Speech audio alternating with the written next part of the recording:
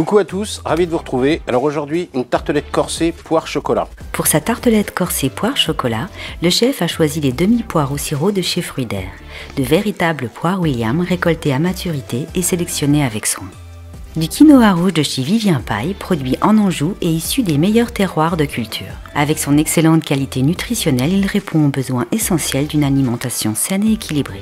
Sans huile de palme, les tartelettes pour dessert Hugues Filigrano sont composées d'une fine pâte brisée, idéale pour des garnitures sucrées. Elles restent stables au four et peuvent être utilisées à chaud comme à froid. Vous pourrez également congeler ces tartelettes déjà garnies.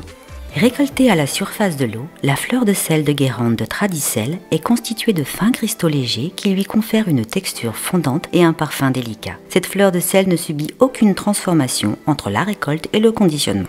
Les dragées de chez Dain sont de petits bonbons recouverts d'une fine couche de chocolat au lait, fourrés d'un cœur craquant au caramel. Cette garniture gourmande et originale est idéale pour décorer vos desserts en un tour de main. Ce chocolat 65% de cacao de chez Cacao Barry, de couverture noire en pistole, est issu de l'agriculture biologique. Au goût dominant de fruits rouges avec une touche de saveur d'olive noire, il est issu de la plantation Alto El Sol au cœur d'un parc naturel du Pérou. Les capsules 4U Expresso de chez Miko sont des doses de café moulu avec 80% d'arabica et 20% de robusta. Idéal pour réaliser un expresso incroyablement crémeux et onctueux. Alors, avant de commencer la recette, je vais juste vous expliquer ce que j'ai préparé en amont. On va commencer tout de suite par les poires que j'ai juste rôties au beurre et arrosées d'un petit peu de miel en fin de cuisson. Ici, nous avons un quinoa rouge. Je l'ai simplement fait bouillir une quinzaine de minutes le temps de la cuisson dans de l'eau, égoutter, mélanger avec un blanc d'œuf battu et un petit peu de sucre. Un peu le même principe que quand vous faites vos amandes salées pour l'apéritif, blanc d'œuf battu, paprika, sel.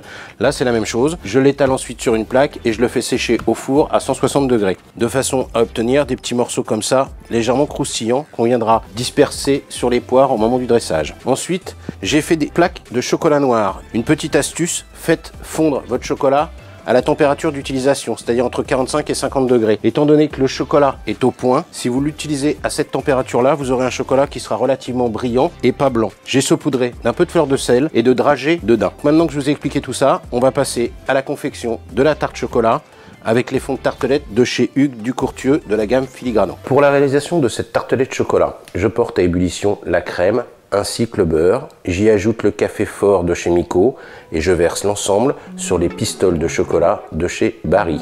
J'émulsionne l'ensemble. Une fois la ganache réalisée, à l'aide d'un piston, je coule ma ganache dans chaque fond de tartelette et je laisse refroidir soit au frigo, soit à température ambiante. Les tartelettes sont prêtes. Je vais monter le dessert.